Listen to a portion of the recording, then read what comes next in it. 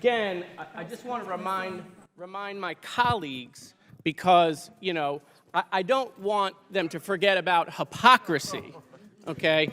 I don't want them to forget about hypocrisy. But, you know, Donald Trump was asked about Jeffrey Epstein, and when he was asked, he said, you know, Jeffrey likes him young.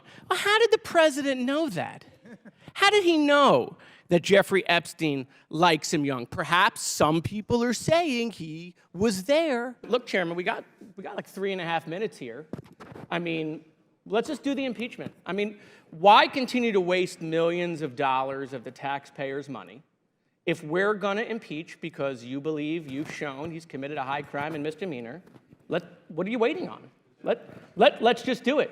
I mean, by the way, we got Chairman Jordan here also, the double chairman. Why aren't you guys calling for the vote in your committee? When is it going to happen? When can we tell the American people you're going to stop wasting their money and just call for the vote on impeachment? Gentlemen, yield? Gentlemen, yield? Sure. We don't do snap impeachments like you guys. We actually do the facts. We do oversight according to the Constitution. You're never going to call for it. You're never going to call for it. I mean, now you can predict. You can predict the future. How do you know? You guys only have 6 more months probably in power, right, until the election. So are you gonna do it in 2 months? Are you gonna do it in 3 months? Like, tell the American people. Does the Constitution put a time limit on oversight? I don't think I didn't read that in the Constitution. If you believe you can't call for the impeachment now, then what you're admitting is you haven't yet proven that he's committed a high crime and misdemeanor. You haven't proven it yet. Otherwise, you would call for it, I assume. We're doing our work. Okay, so they haven't proven it. Right? They haven't proven he committed a high crime and misdemeanor. Otherwise, we would call for impeachment. So look, you know, the chairman knows me well. I mean, I'm just here to help him, right? And so I just think we should do it today. Let's just call for it. I'll make the motion, Mr. Chairman. I want to help you out. You can second it, right? Like, make the motion to impeach President Biden. Go ahead. It's your turn. You second it. No, nothing. Okay, we got nothing. Mr. Chairman, move to strike the last word. Recognition. Mr. Chairman, move to strike the last word. Chair recognizes Mr. Moskowitz.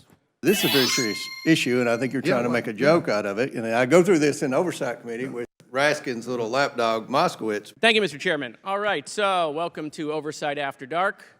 If you love James Comer at 11 o'clock in the morning, you're really going to love him at 8:30 p.m. So, members, the hearing was moved today. We don't have to ask the question. The hearing was moved today so that members could go to New York and attend the Trump hearing. But how's he doing? He's complained that he's chilly in the courtroom. Is it chilly? Is it chilly? Will the gentleman yield? No, I'll assume it's chilly. He's doing very good. Okay, good. What's it going to take to get you comfortable to ask your friend Chairman Jordan sitting next to you when we're going to schedule impeachment? So we'll do it again. Ready? How about June, July, September? Does the gentleman know how many spare Biden masks there are available in D.C.? I don't, but there's a lot on Etsy. I mean, you can get lots of things. Okay, so you know, look, I'll yield the balance of my time to the ranking member if he wants to use the last 40. Oh, you have something to say, Mr. Chairman? Go ahead, please. No, I was going to say you yielded to Ranking Member Yeah, Raskin. He has 30 seconds. Go ahead, Mr. Ranking Member. Now, I want to address something else that went on in this committee by another member. It's amazing to me that just in a few years' time, it's now considered misinformation to talk about the Nazis in Ukraine. I don't think anyone in the United States government, Americans, do not support actual Nazis or white supremacists. I know I certainly do not. And I can't understand why in just a short amount of time, this information that our own American media frequently talked about is no longer talked about. I'd like to point out also, here's an NBC article stating that Ukraine's Nazi problem is real. Mr. Snyder, do you see this headline? This is NBC News. They say that Ukraine's Nazi problem is real, even if Putin's denazification claim is not. So even our own American media, unless you consider NBC or Time Magazine misinformation spreaders or disinformation media outlets, this is contrary to what you testified. I say this as someone whose grandparents escaped the Holocaust. So my grandmother was part of the Kindertransport out of Germany.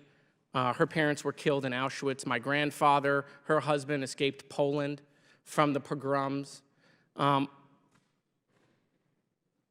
You know, the idea that we pretend that behavior is acceptable and regular. There are no concentration camps in Ukraine. They're not taking babies and shooting them in the air because they're Jewish. There's no gas chambers. There's no ovens. They're not railing people in. They're not ripping gold out of people's mouth. They're not taking stuff out of their home.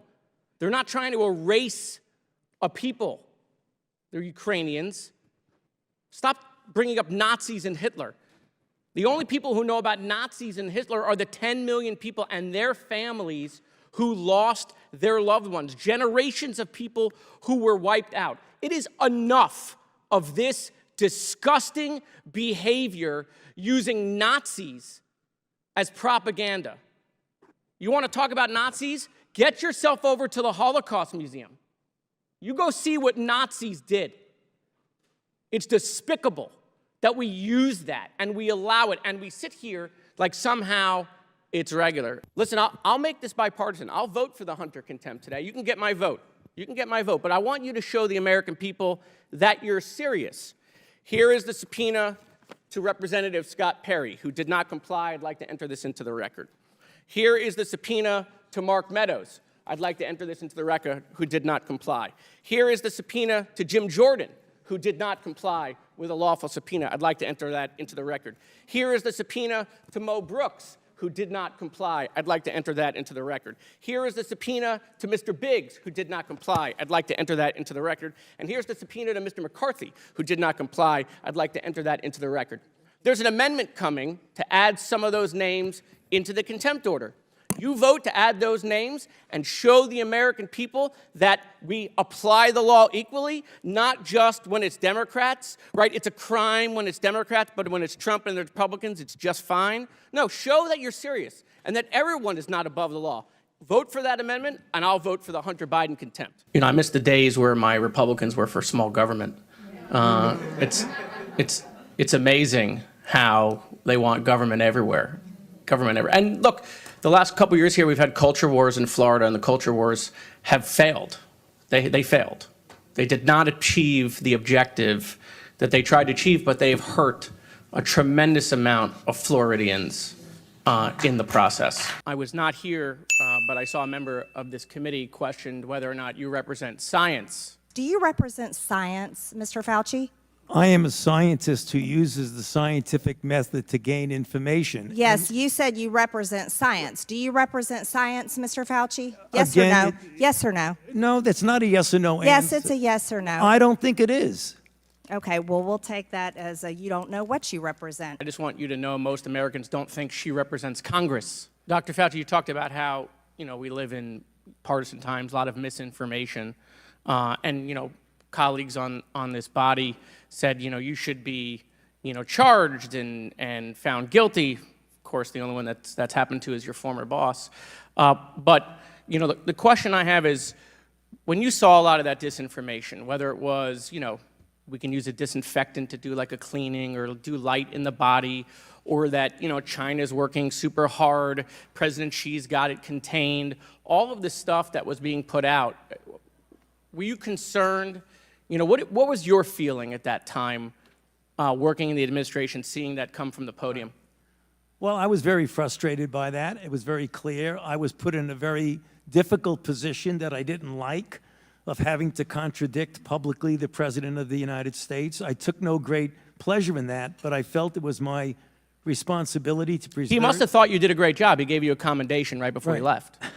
Well, I felt it was my responsibility, as to preserve my own personal integrity and my major responsibility to the American public to tell them the truth. You want to talk about a wall? You're talking to a wall. They're a wall. They don't want to help kids. By the way, they don't want to solve this issue either. Again, don't listen to me. Just listen to the speaker, who was caught on a call the other day saying that we can't solve the border crisis until after the election. By the way, here's Congressman Troy Niels giving it all away. Giving it all away. Let's read this. Let me tell you, when he's talking about immigration, let me tell you, I'm not willing to do a darn thing right now to help a Democrat, to help Joe Biden's approval rating. I will not help the Democrats try to improve this man's dismal approval ratings. I'm not going to do it. He's saying he's not going to do anything on the border. And he's from Texas, which needs help. He's not going to do anything because he doesn't want to give Joe Biden a win. And now to China, Chairman. You say the FBI is withholding information on Harris's running mate, Tim Walz, specifically on his longstanding ties to communist China and whether he interacted with affiliates of the Chinese Communist Party. We know that Walz lived and taught high school in China, visited more than 30 times, even honeymooned there on the anniversary of the Tiananmen Square massacre. He reportedly once described communism as a system where everyone shares and everyone is equal and it's good. Congressman, in your letter to the FBI Director Chris Wray, you also point out that Walz appointed a man with alleged CCP ties to a Minnesota state board. Tell us more about this. What are you expecting from Tim Walz when it comes to communist China? Well, based on the number of times that Tim Walz has been to China, based on the fact that China has a pretty big footprint in his state, we find it hard to believe that the FBI doesn't have some type of file on Tim Walz. He's been going too many times over too many years, dating back to when he was in the National Guard. None of this makes sense, and this is the type of person that the FBI would have a file on. The only evidence the chairman has on Tim Walz in China is that maybe he visited a Panda Express once and he liked it. That's it. That's what's going on here. So I don't want to hear about bipartisanship on China. We were there, and then the chairman just goes all over TV and wants to accuse the Walz family of basically being spies for China with no evidence. And look, I appreciate the kind words the chairman said about me on Newsmax the other day, calling me the court jester, so thank you, my liege. Appreciate that. But he said something else that I think really sums up what this committee has done. The chairman went on and said, my job was never to impeach.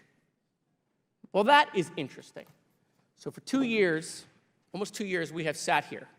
Well, we have run impeachment hearings. Well, we have had cameras, hundreds of interviews, millions of dollars to spend. And now the chairman finally says, my job was never to impeach. He only says that because it didn't work out. We're leaving here tomorrow. Tomorrow. We're going to pass the CR and go home.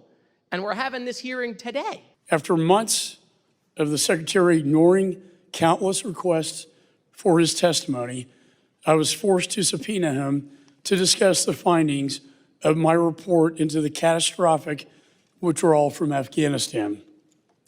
Secretary Blinken violated that subpoena and refused to appear.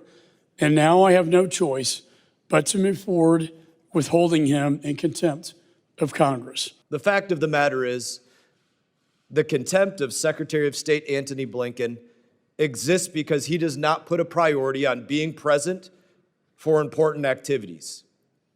Where was he during this catastrophic withdrawal from Afghanistan? He was vacationing in the Hamptons. So to my colleagues on the other side, tell the Gold Star families that want answers about this disastrous withdrawal from Afghanistan, that you believe their request to hold Secretary Blinken accountable is political. So the story that's going to be told is as Congress goes out the door, leaves for a 5-week recess, they want to hold the Secretary of State in contempt. I don't know what that does for the Gold Star families. Does that make them feel better? No. Making sure there aren't more Gold Star families is what we should be doing. Making sure the mistakes that were made, making sure those don't repeat themselves. But this doesn't do that at all. 6 months ago, we could have done that. 8 months ago, we could have done that. We could have been doing this, quite frankly, bi-weekly, having hearings on Afghanistan. But that's not what the 118th Congress has focused on. It hasn't focused on that. I have to dramatically disagree with my colleague, Ms. Crockett, who used data and statistics and facts to claim that this is the least productive Congress in modern history. First of all, this Congress removed the Speaker, okay, which has never happened in the history of the Republic. That's clearly that's a big accomplishment in the 118th. This Congress took 15 rounds to even elect that Speaker that they then removed, right, which was historic in its own right. And then they removed a member of their own party. That hadn't happened in 20 years, so kudos to them. They've had a failed impeachment of a president. I don't think we've seen that happen in a really long time. This Congress did impeach a cabinet secretary though, without meeting any constitutional threshold. We haven't seen that happen in 150 years. This Congress wants to hold Merrick Garland in contempt and then possibly arrest him. I don't think we've ever seen that in the history of the Republic.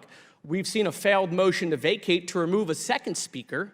Again, history in the 118th. And who could forget that this Congress, on behalf of the American people, saved gas stoves and ovens and toasters and blenders and dishwashers from the communist grip of energy standards. So I think Ms. Crockett was pointing out that this is least productive. These seem to be accomplishments on behalf of the American people that are clearly historic and may never be repeated in another Congress. You know, the name of this committee today is Failures and Incompetencies. So let's talk about the big Knish, right? The chairman's failed impeachment. Let's remember, we misplaced an informant over a year ago, couldn't find him, didn't know where he went. Another informant was indicted for providing false information that came from Russian intelligence. We used a second informant who was turned out to be an indicted Chinese foreign agent. And to top it off, the chairman was like, who could we find to make it even better? Maybe we can get someone to testify from prison, which actually we did here on Zoom. Here is the chairman's 300-page book report on impeachment. He said in his release, it is the strongest case for impeachment of a sitting president the House of Representatives has ever investigated. Wow, that sounds pretty serious. So I want the chairman to show the American people that we didn't just waste millions of taxpayer dollars to issue this book report. Mr. Chairman, the speaker is watching. You could call for impeachment right now, right? We got a little bit of time left before the election. I mean, you know, just ask the speaker. You could ask the speaker right now, or talk to him. Like, when are we going to schedule impeachment? Or is this just concepts of impeachment? Right? No? Okay. Well, I mean, here's the thing. I think that the chairman titled this, and I love the title of today's hearing, right? A legacy of incompetence, consequences of the Biden-Harris administration policy failures. I made a couple of edits to the title of today. So the title, I think, really is a legacy of incompetence, consequences of the Comer chairmanship, okay? Because all we've had in this committee for 2 years is failure. Failed impeachment, failure on this gas stove nonsense, failure on all the Chinese COVID stuff. They did nothing with that COVID committee. It's all failure. The whole House, the whole 118th Congress is failure. They removed the speaker, right? Then they try to remove a second speaker, right? That's really great for the American people, right? Then they impeached the cabinet secretary. That hadn't happened in 150 years.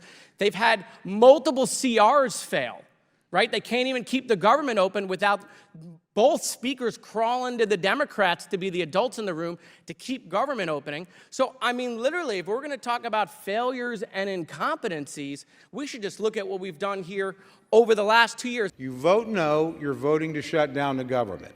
If you vote no, you're voting to deny aid to people with disaster. If you vote no, you're voting against helping American farmers and ranchers at a difficult time. And if you vote no, you're voting to strip important provisions that are being extended into next year. Why? Because you don't want to give the next president enough time to get organized. And you want to use the debt to leverage. The extension of the debt ceiling is what we've done for the last 2 years. It's what you supported 2 years ago. There's no change in that whatsoever. So if you want to fight other things and other battles, that's great. I welcome that debate. I think it's a legitimate debate. But you're voting against a bill that everything in it you support. Every single thing. And you're doing that for political purposes.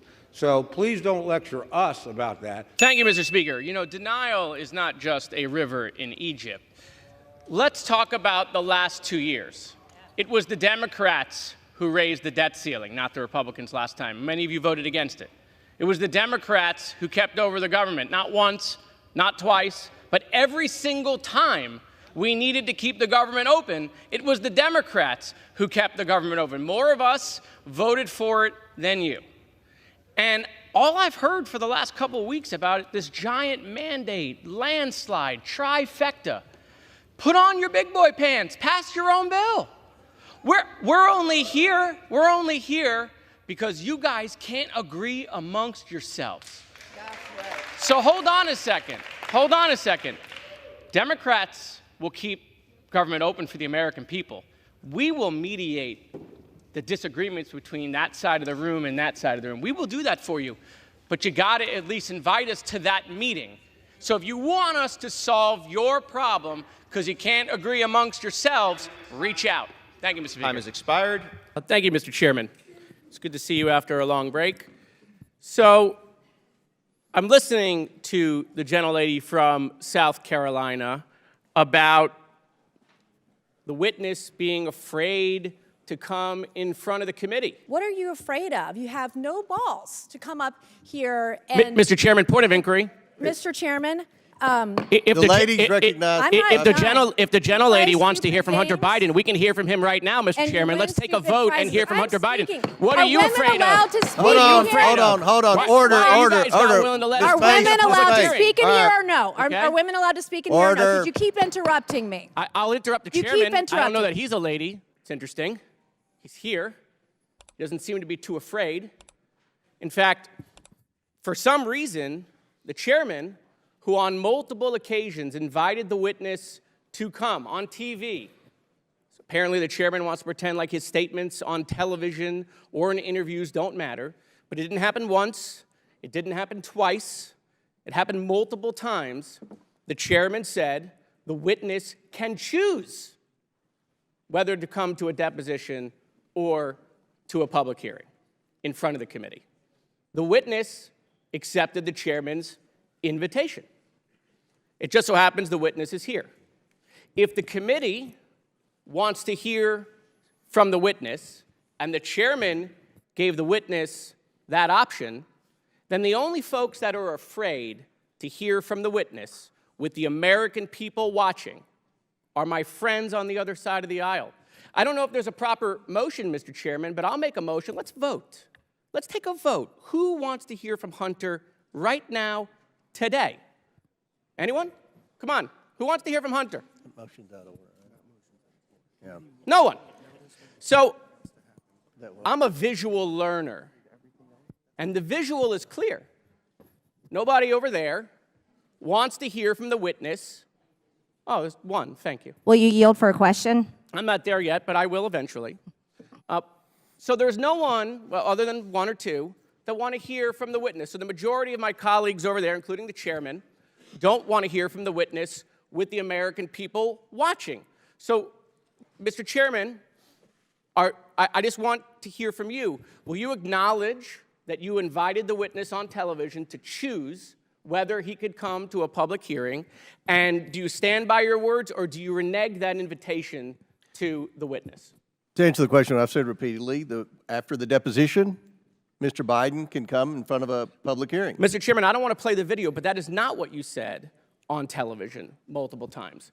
We have the quotes. We can put them up. You said the witness can choose between a deposition Listen, or... Mr. Moskowitz, Mr. Biden doesn't make the rules. We make the No, Mr. Chairman, you make the rules. And the rule you made is that he can choose. the rule is... Those were your words, reclaiming my time. He was issued 2 lawful subpoenas. Reclaiming my time, Mr. Chairman. No, you issued those subpoenas after he took you up on your invitation to come, and then you were like, oh, no, oh my God, what did I do? I invited him to come so the American people can hear his side of the story. I put my foot in my mouth, so now I must bury him in the basement where we can decide what we're going to release to the public so that we can continue to tell that story. Mr. Chairman, you have said multiple times that this is not about Hunter. It's about Joe Biden. And even this morning on Mornings with Maria, she asked another simple question, the question you have been asked multiple times, which is, do you have evidence to impeach the President of the United States? Before you said, I hope so. Today you said, I think so. And the answer is, you don't. And you still don't. And so we continue to be here and have these charades. Does anyone else wish to speak on the Goldman Amendment? Mr. Chairman. Moskowitz. Thank you, Mr. Chairman. You know, again, just to reiterate the point, but I rather than my words or my opinion, I think I'm going to quote Senator Ted Cruz, who the chairman appeared on his podcast. And in fact, just to remind the chairman of Ted's own advice to the chairman, I made a board for you, Mr. Chairman. You were on the show with Ted Cruz, in which Ted Cruz said to you, I'm going to give you some unsolicited advice. Now, by the way, Ted Cruz, right, clerked at the Supreme Court. He knows the Constitution pretty well. But you guys know who Ted Cruz is, right? He's run for president a couple times. So Ted Cruz said to you, Mr. Chairman, you should have Hunter Biden in a public hearing. He actually said his advice to you is just have him in a public hearing. And again, I go back to what is the majority so concerned, or to use some of the words of my colleagues, afraid to have Hunter Biden sit at this desk? Mr. Chairman, you control the rules. You could give everybody 10 minutes. You could give everybody 15 minutes. You could give everybody 20 minutes. You could give your side as much time. We could go on for days here, quite frankly, because, again, you control the rules, as you just showed. But the one difference that you guys object to is you object to those. You object to the cameras because you don't want the American people to hear the answers. No, you want to take the transcript and release it 6 months after you've gone out and lied about what has happened.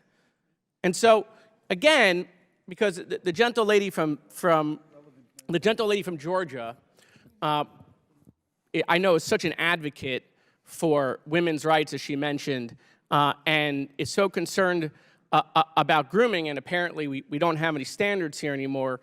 Again, I just want to remind my colleagues, because, I don't want them to forget about hypocrisy, okay? I don't want them to forget about hypocrisy. But, Donald Trump was asked about Jeffrey Epstein, and when he was asked, he said, Jeffrey likes him young. Well, how did the president know that? I bring this up not to make jest. I bring it Point up. of order, Mr. Chairman. I bring it up. I thought we weren't going to interrupt. We're going to stop the clock. We did this with Ms. Okay. Green. State your point. Yeah, I'm just curious about the impugning of the former president's character. That we I don't have to do that. He does that himself. Have we basically thrown that rule out? I'm just curious, or are we going to follow that rule? Would you accept a pornographic photo? Of Bill Clinton? Yeah, we suspended the rule to the current president, but we didn't suspend it to the former president. But. Oh, by the way, please, so you're making the point that we can disparage Joe right. Biden, but not Donald Trump. Please make that point to the American people. Mm-hmm. Please. And Bill Clinton's not running for office. That's my point of order, Mr. Chairman. All right. I'll wrap it up. Suspended the rule on the disparaging the current president because this is a contempt proceeding with the Biden. So he's part of the investigation. But the rule remains in place for all prior presidents, I would say that, but in all honesty, they've broken the rule many times today. Mr. Chairman, it doesn't apply to prior presidents. It does not apply to former. Okay, very good. Thank you. Listen, I won't talk about the photo and the 11 of them and the fact that he was on the plane and on the island anymore. What I will point out is the hypocrisy of today. The hypocrisy of today is you want to hold you guys break the rules by not complying with subpoenas in the last Congress, and now you're shocked. You can't believe after you broke all of that now it doesn't work. You come up here and talk about Hunter Biden's behavior, and you're so disgusted. But the guy that you all kneel to, okay, associates himself with a pedophile. But remember, I get it. Mr. Chairman, Mr. Chairman, that should be stricken. I ask his words taken down. A statement of a fact, and it's his time. It's a fact. I ask his words to be taken down. Okay, there's a motion to strike the words. Yeah. Yes. On what grounds? On what grounds? To say that we associate with pedophiles. No, he was referring to Donald Trump. No, I said Donald Trump just associates. said that we all kneel. I kneel to Christ. I stand for the flag. Support. And if you're concerned about pornography I'll change my word public, to support. Mr. Ranking Member, you might look to No, the fair library point. No, okay. that your people So support. you're referring to the kneel down. Donald Trump said that I someone moved for took the his knee. words to be taken down. And I think he withdrew It's that. a motion. I withdraw my. He withdrew I it. He withdraw withdrew that. That'll So, be taken from We the have to accept him withdrawing it. All right. Accept Everybody it. good? That's going to be taken Word for the record. withdrawn. Okay, Accept. I withdraw the kneel down. I'll use right. the word very much support. We okay with that? No snowflakes offended? Okay, wonderful. Anyway, back to the point, Mr. Chairman, is that I just think the American people are tired of the hypocrisy, right? They're just tired of it. Because what they've recognized is when Donald Trump does something, it's just fine. But when someone else does it, it's a crime. Time and time again. What, you think the Chinese stayed at his hotel because they didn't have another choice? You think he wanted to have the G7 at Doral because Doral is the best property in America?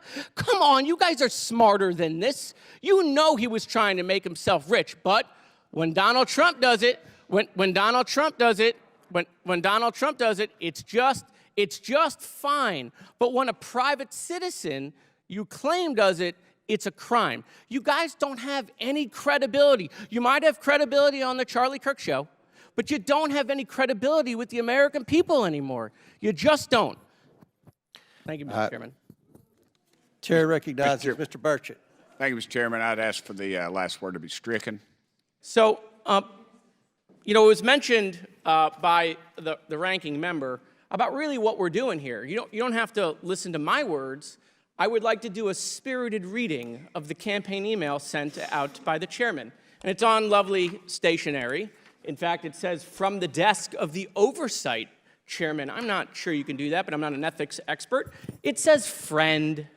President Biden is exerting executive privilege in a last-ditch attempt to stop the disastrous audio recording of his interview with special counsel from being released. And it's highlighted in yellow. Want to make sure people saw that. Just a few months ago, the White House bragged that Joe Biden had nothing to hide and would not exert executive privilege during special counsel Hur's investigation. They even said he had nothing to hide. That's in italics. Now Biden and his advisors are terrified that I, James Comer, will release the recordings, forcing the media and the Democrats to answer for the dismal decline of Biden's mental state. He even had attorney Merrick Garland write a letter saying that his interview falls within the scope of executive privilege. This could be the final blow with swing voters across the country. Okay. You and I know, hold on, we're not done, it gets better. You and I know he's not up for the job, but the mainstream's media refusal to report on it as only keeping him in the game. Stand with Comer. The Democrats, you sure about that? The Democrats are pulling out all the stops to stop the bleeding. That means coming after me with everything they had. If you're able, we hope you are, I'd be so grateful if you'd consider making a donation to my campaign. I sure need it to defend against the onslaught of attacks. Thank you for everything. James Comer, chairman of the House Oversight Committee.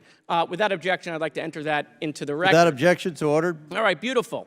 So again, Mr. Chairman, since you think this is the final blow, right? And obviously the chairman of Judiciary is here too.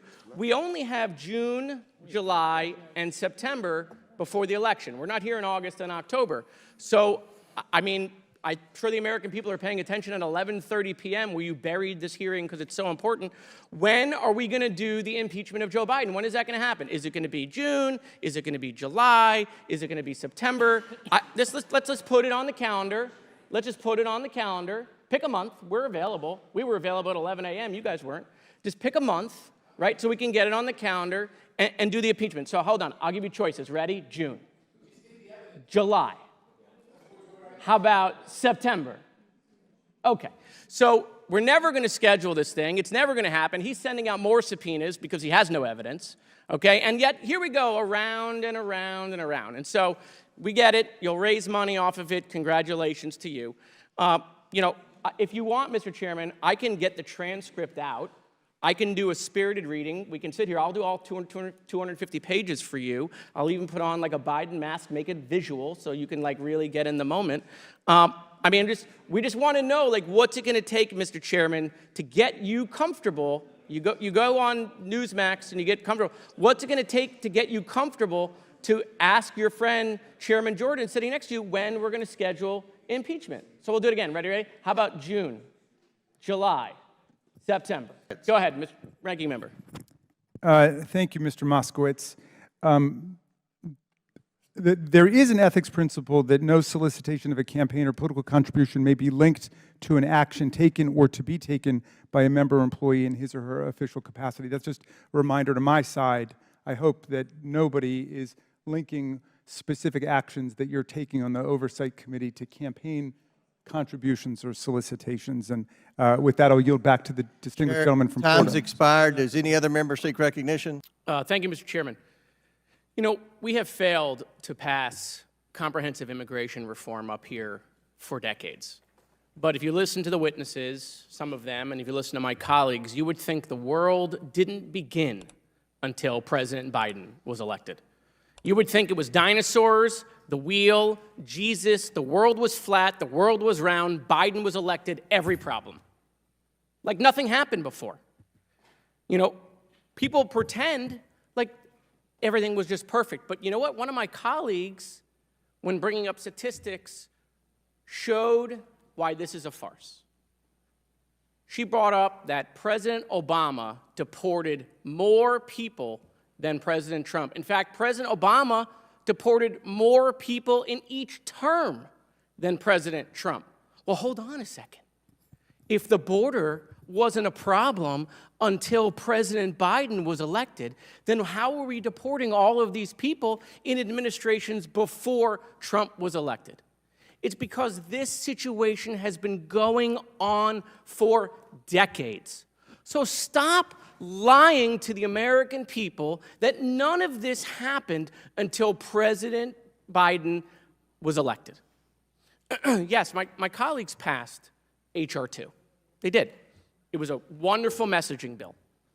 They knew when they passed it, it was dead on arrival in the Senate. And see, that's what this place does. The Senate passes bills that are dead in the House. The House passes bills that are dead in the Senate. They wash their hands with it, declare victory, and say, we did something. Okay? It's fake. You don't pass a bill that you know the other chamber isn't going to take and say, solve the problem. And it goes for the Senate, too. It's just not on the House. And by the way, there were some good policies in H.R. 2. There are things in H.R. 2 that I would vote for. There are things in H.R. 2 that are bipartisan to help secure the border. But there were things in H.R. 2 that were outrageous because it was never meant to become law. There are things in H.R. 2 that would potentially prevent Jews escaping the Holocaust from coming into the country. Because there's all sorts of changes to asylum. There's all sorts of, if you travel through a third country, you can't come in. There's all sorts of language in there that, again, was never meant to become law. And I don't think my colleagues, by the way, put that in there because they would want to prevent Jews from coming into this country. But we've seen what happens when there is language in laws that isn't intended, like what happened in the St. Louis in 1939, where there were laws that prevented Jews on a ship escaping Germany. We denied them because we applied things that weren't meant for that situation. And so, look, you don't have to listen to me, right? My colleagues don't have to listen to me. I want them to listen to their own colleagues, Chip Roy, who is a conservative Freedom Caucus member, has said President Trump has failed to secure the border. Ron DeSantis, who ran wall commercials in order to become governor, said Trump didn't build the wall and Mexico didn't pay for it. Okay, and Mr. Holman, I appreciate your energy and passion for children. And I appreciate that you have said that, have you seen terrible things that keep you up at night? I have. I've seen parents in my neighborhood bury dozens of kids because they died at school, because mentally ill people have access to weapons in this country and body armor and go into movie theaters and churches and schools and shopping malls and gun down children. You have members of this committee that have threatened to vacate the speaker again if they do anything on the border. Senator John Thune has said this is a unique opportunity. He said when Trump was president and Republicans controlled both chambers, they couldn't get done the policies that are being discussed now. So look, I'm willing to do stuff on the border. I'm willing to do it. But they're not willing to do it because they're doing what people hate about this place. They want to use it to raise money. They want to use it to politicize it. But they don't want to solve the issue. There's a deal on the table. They can solve the issue. Thank you, Mr. Chairman. I remember February 14th, 2018 like it was yesterday. I was in Tallahassee when my wife called and said something terrible has happened at the high school around the corner from our home. I was informed that there had been a mass shooting. I immediately traveled home to Parkland. I went to the school that I graduated from and saw what it looks like when your high school is turned into a war zone. I then went to the hotel where they were keeping the families of the kids who were missing. I knew they weren't missing. For 8 hours, they waited in that hotel while the Broward Sheriff's Office and the FBI told them what happened to their kid. They pulled families out, one by one, into a separate area of the ballroom, separated by a partition. The process went on from 12:30 in the morning till 3 in the morning. I didn't hear crying. I heard screaming. It haunts me every day. 17 innocent people didn't make it out of that building on that fateful day. I knew we had to do something. And so I brought my colleagues from the Florida legislature to see the building firsthand and see how it affected families in my community. What we saw was unfathomable to imagine. The site of the deadliest high school shooting in American history. Families now have empty rooms in their home. They have empty chairs at the dinner table. My own son, who was 4 years old at the time, went to preschool right around the corner, separated by a traffic light from Marjory Stoneman Douglas. And the teacher that was with my 4-year-old in a closet that day, daughter was killed. While she was protecting my son, her daughter Jamie was killed at Douglas. Like previous Valentine's Day, the parents, the wives, will spend their time visiting children at the cemetery or their husbands at the cemetery. I remember parents telling me one thing, and they said it over and over, and it has stuck with me ever since. And they said the only thing I did wrong was send my kid to school. That's not on them. That's an indictment on us. It's an indictment on the elected officials who have failed to do nothing to keep our kids safe in school. I mean, look at them. These were babies murdered in their classroom, teachers.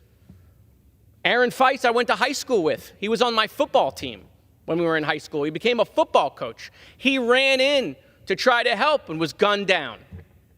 At least in Florida, we did something after the shooting at my high school. The Florida legislature passed the Marjory Stoneman Douglas School Safety Act. It raised the age to buy a firearm to 21. It instituted red flag laws, 3-day waiting periods. By the way, those red flag laws, which take weapons out of the hands of people who are mentally ill, have been used 12,000 times in 6 years. 12,000 times law enforcement in the state of Florida has deemed someone too dangerous to them, either danger to themselves or danger to others. We put hundreds of millions of dollars into mental health, school resource officers, school safety, and this was passed on a bipartisan basis. In fact, it was led by my Republican colleagues, A+ rated members of the NRA, signed into law by Governor Scott, who became a U.S. Senator. They got it right that day. They got it right. And we did that while still upholding people's constitutional freedoms and rights. Madam Speaker, As we sadly reflect today on the 6th anniversary of the mass shooting at Marjory Stoneman Douglas High School, I'm going to use the rest of my time to sit in silence after I read the names of the victims. Alyssa Alhadeff, Martin Duque Anguiano, Scott Beagle, Nicholas Dorette, Aaron Feiss, Gentlemen's time's expired. Jamie Guttenberg, Chris Hickson, Luke Hoyer, Kara Loughran, Gina Montalto, Joaquin Oliver, Elena Petty, Meadow Pollock, Helena Ramsey, Alex Schachter, Carmen Shemtrup, and Peter Wang. Thank you, Madam Speaker. Over here, how you doing? Good. So I just have a question. We've been at this for 15 months now in oversight. I know this is your first time here, but do you think Chairman Comer has proven that Joe Biden has committed a high crime and misdemeanor? I believe with all the evidence he's gathered, yes, he's proven that Joe Biden has committed high crimes and misdemeanors. Okay, and so I assume you believe Joe Biden should be impeached. Well, that's up to you guys. But do you believe he should be impeached?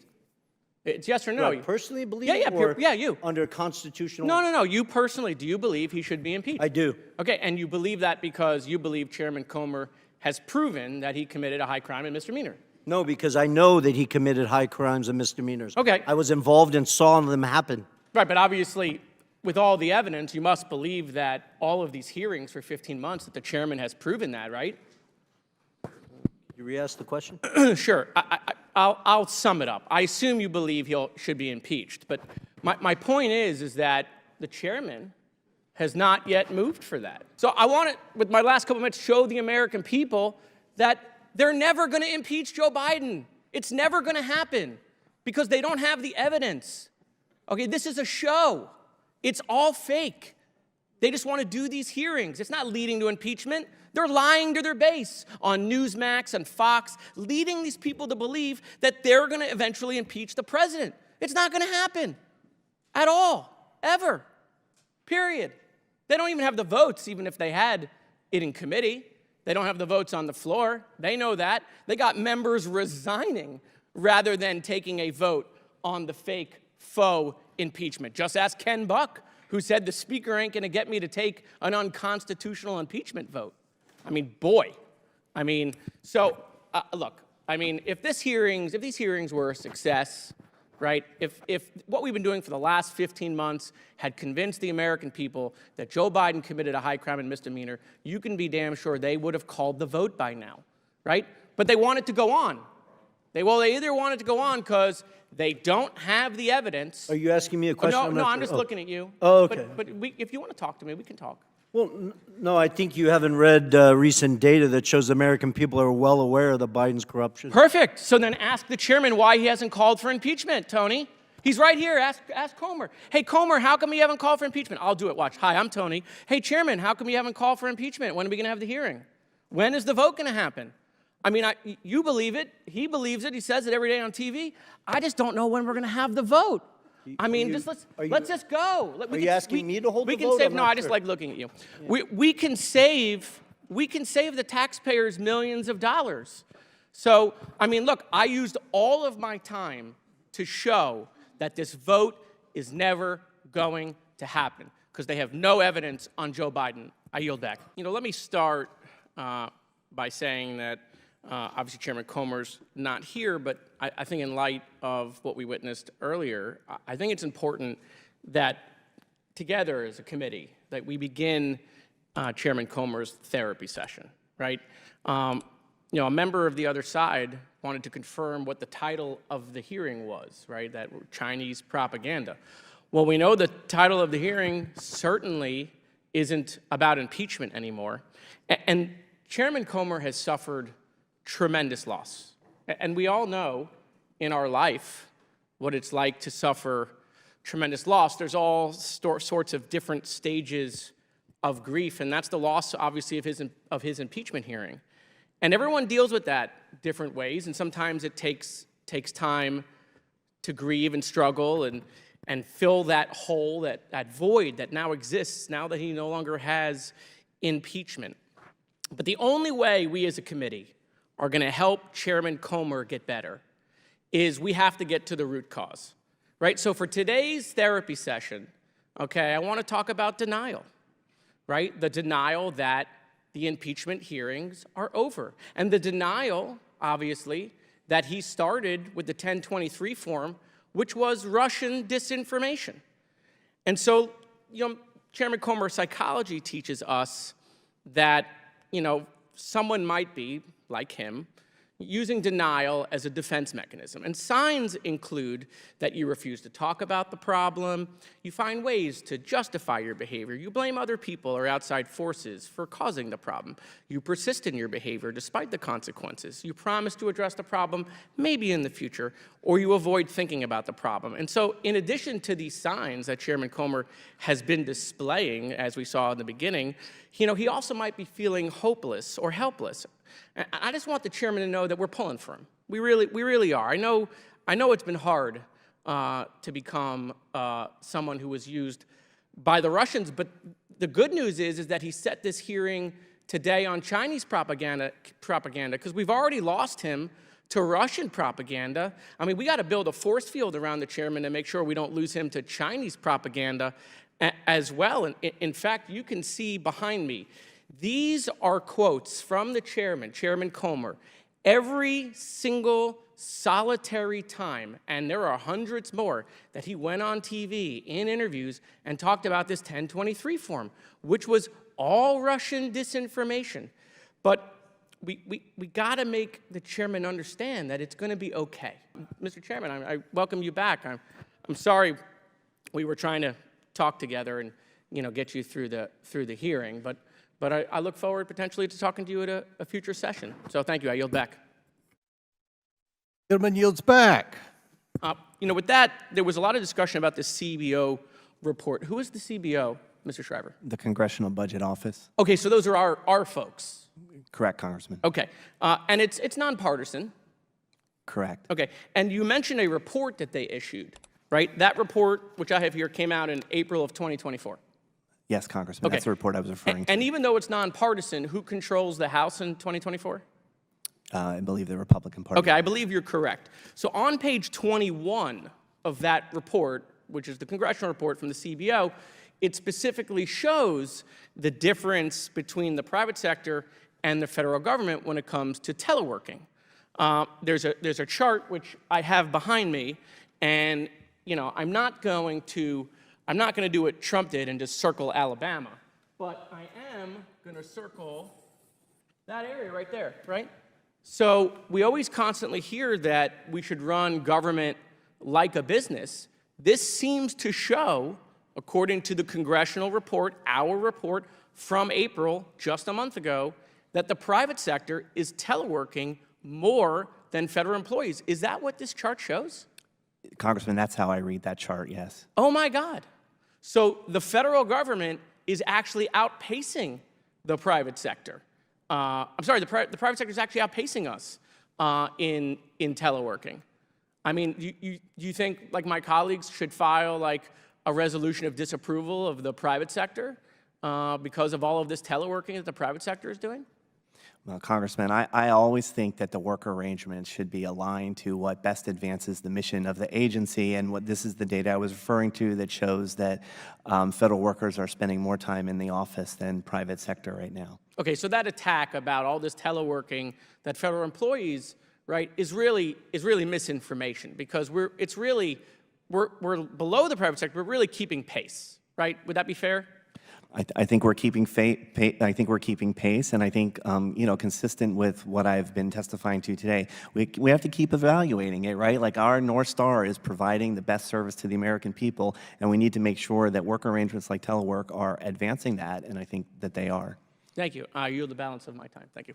I actually, similar to Representative McCormick, who was serving in the field as a doctor during COVID, I was running the logistics operation and the Florida response as the director of emergency management for the state of Florida for Governor DeSantis. So I was deploying masks and gowns and gloves. We were setting up field hospitals. We were setting up testing sites. We were setting up vaccine sites throughout the pandemic. And the one thing that became clear to me as a country is we were not prepared. In fact, we actually had many preparations for a pandemic, but both the states collectively and the federal government threw that out and kind of was just making it up as we go. one of the things I wanted to ask you, and I understand you're not in the response field, but do you feel, since you've left, that we are better prepared today than we were several years ago when COVID hit? In some respects, excuse me, in some respects we are, but in others I'm still disappointed. And I think one of the things that was really a problem with the response was the degree of divisiveness that we had in the country about a lack of a coherent response, where we were having people, for reasons that had nothing to do with public health or science, refusing to adhere to public health intervention measures. What I think that we will do better, hopefully, is that the CDC, I believe, has now recognized some of the failings of the lack of communication and interaction between the federal response and the local public health officials. One of the weaknesses that we had in the United States that other countries didn't have was a disconnect between the healthcare system and the public health system, whereas the CDC can't demand information from local public health individuals. They have to volunteer to give it to them, and it isn't given to them in real time. So we were at a disadvantage. Oh, no question. I saw that. I saw how the lack of investment in technology, right? We had states trying to share information with the federal government using, Windows 2000. Or fax machines. Fax machines, Right. exactly. Yeah, so... And so, we spent $7 trillion in 2 packages and 2 administrations.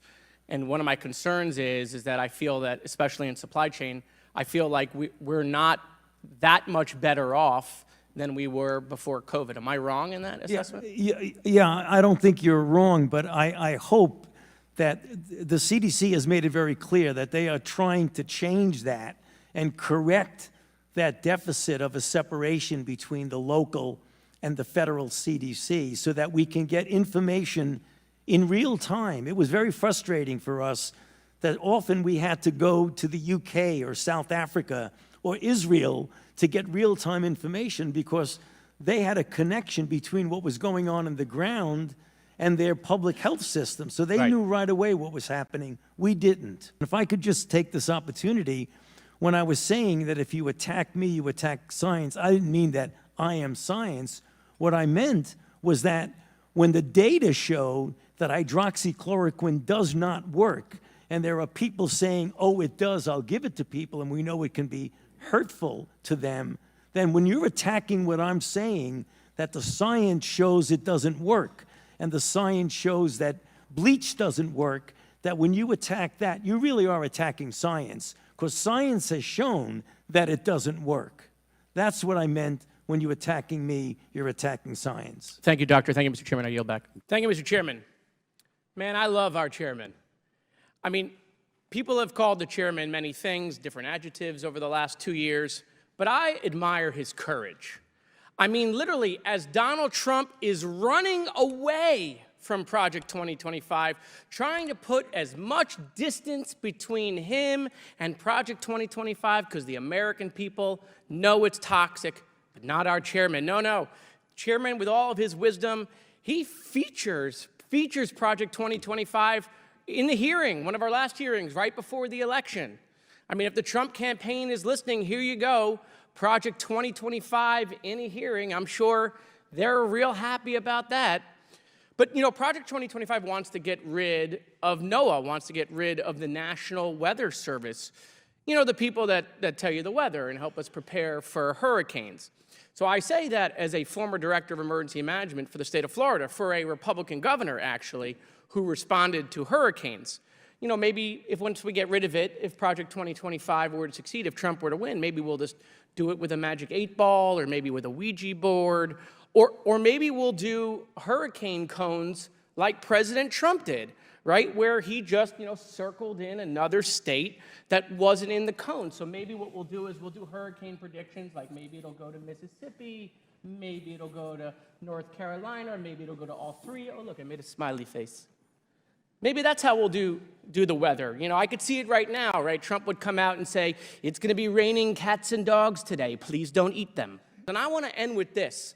I mean, literally 2 weeks ago, right, all we heard was about what the Haitian people were doing in Springfield. But no, the chairman wanted to top that. He literally brought a witness who proffered in this committee that the Haitian people would have been better off had they stayed in slavery for several more decades. Mr. Chairman, I want to spare you the embarrassment. You should strike his words from the record. No, you stand by his comment that the Haitian people would have been better off in slavery for 30 more years? Or should we strike that from the record? I just want to spare you that embarrassment. Okay, so the chairman... All right, your time's expired. Before I recognize Mr. Timmons, I would love to be a fly on the wall when you find out that Joe Biden dropped out of the presidential election and his son pled guilty for corruption. Why didn't you impeach him? Wait, why didn't you impeach him, Mr. Chairman? Where's the impeachment vote? Thank you, Mr. Chairman. Mr. Speaker, when's the impeachment vote? Thank you, Mr. Chairman. I mean, we have a 300-page book report, tens of millions of dollars. Chair recognizes Mr. Timmons from South Carolina. Fake impeachment. Thank you, Mr. Chairman. I agree with Mr. Sessions. I think the threat of China is real. That's why I voted for the China Select Committee. And I would also like to come up with bipartisan solutions. But unfortunately, that's not what the chairman is doing with this issue. Tim Walz was announced as the vice presidential candidate, and immediately the chairman opens up an investigation into the vice president. In fact, the chairman goes on to say China has a vice presidential candidate who has gone on record praising the country as one of his rationales for opening this investigation and sending letters to the FBI. Doesn't sound bipartisan, trying to get to the root of the China issue. But of course, you know, as we're doing that, you know, I'll do, just to remind the chairman, just a quick spirited reading of some of the things that President Trump has said. China's been working very hard to contain the coronavirus. The United States greatly appreciates their efforts and transparency. It will all work out well. In particular, on behalf of the American people, I want to thank President Xi. Trump again. I just spoke to President Xi last night, and you all know he's working on the problem, the virus. It's a very tough situation, but I think he's going to handle it. I think he handled it really well. We're helping where we can. Another Trump quote. Just had a very long conversation with President Xi on the phone. He's strong, sharp, powerful, focused on leading the counterattack on the coronavirus. He feels they're doing very well, building hospitals in a matter of days. Great discipline is taking place in China as President Xi strongly leads what will be a very successful operation. We're working closely with China to help. More Trump. I think China is very, professionally run in a sense, and that they have everything under control. I really believe they're going to have it under control very soon. In April, supposedly it'll die with hotter weather. That's a beautiful date to look forward to. But China, I can tell you, is working very hard. More Trump. We have very few people with it, and are getting better. They're all getting better. The whole situation will work out. I think China has it really shut down. And I bring all of that up because all of those things, all of the praising of Xi, this is the rationale that the chairman has used to do other stuff. The chairman went on Fox Business with Maria Bartiromo and said, yeah, the Walz family, that's a scary family there. Here's Tim Walz's wife. Watch this. What Kamala Harris told us we had to do was we had to turn the page, right?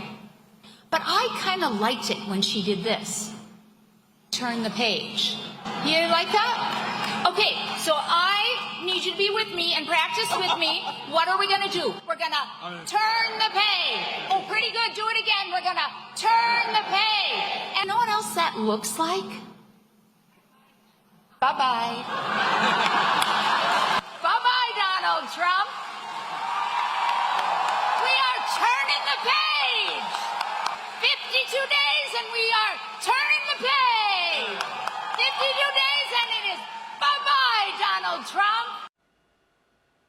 Congressman, they're turning the page from what? Kamala's been in charge. Donald Trump is not running the country and has been out of office since 2020. Yeah, that's a scary family there. I mean, it looks like the type of family that's been indoctrinated, and they believe that there's a better way to do business. And, with some of the things that the Waltzes have said about China, their affection for China, that's very concerning to me because we don't want to set our business model like China's. If you look at Maria's face, it looked like she vomited, it came up, and then she swallowed it again as the chairman was talking about that. Okay, I'm sure the American people think Gwen Walz is really scary. You know, the chairman went on to say that, you know, walls is very concerning to me because we don't want to set our business model like China. Of course, Trump always has a quote or a tweet for that. Trump said, she's now president for life, right? And that's great. And look, he was able to do that, and I think it's great. Maybe we will do the same. Huh, that's interesting. That sounds like Trump looking at the Chinese model and wanting to copy it, which is what the chairman said about Tim Walz. So I'm just curious, is the chairman going to open up an investigation into Donald Trump wanting to copy the Chinese model, which is what he accused Tim Walz of? We know the answer. More Trump about President Xi. We love each other. And so, knowing how this committee has conducted investigations, knowing the evidence that they've manufactured or the witnesses they've had to deal with, the only evidence the chairman has on Tim Walz in China is that maybe he visited a Panda Express once and he liked it. That's it. You know, Mr. Chairman, I'm going to have my staff send this to your office. I would love for you to sign it, and I'm going to hang it in my office as a reminder, okay, of what this committee was used for. Okay, so I don't want to hear about bipartisanship when they destroyed this committee over nonsense for 2 years. I yield back. My. Here we are for the third installment of the Defending America from the CCP's Political Warfare. After the chairman's impeachment investigation revealed zero connections between President Biden and Chinese businesses, he nonetheless shockingly views the nakedly partisan political sham impeachment as a success. Why? Because President Biden dropped out of the presidential race. Now, that is a blatant admission that this committee was used improperly for partisan purposes. But that failure has not stopped the chairman from continuing down this road. Now that Governor Tim Walz is on the ticket, Chairman Comer has quickly pivoted to focus this committee's resource on Governor Walz's time teaching English in China, insinuating that somehow that is a problem. But the American people know which presidential candidate is a danger to our national security. And it is the one who accepts millions of dollars from foreign governments while he is president. And it is the one who sucks up to dictators and despots all around the world who cannot even say that the democratic country of Ukraine should win the war against Vladimir Putin.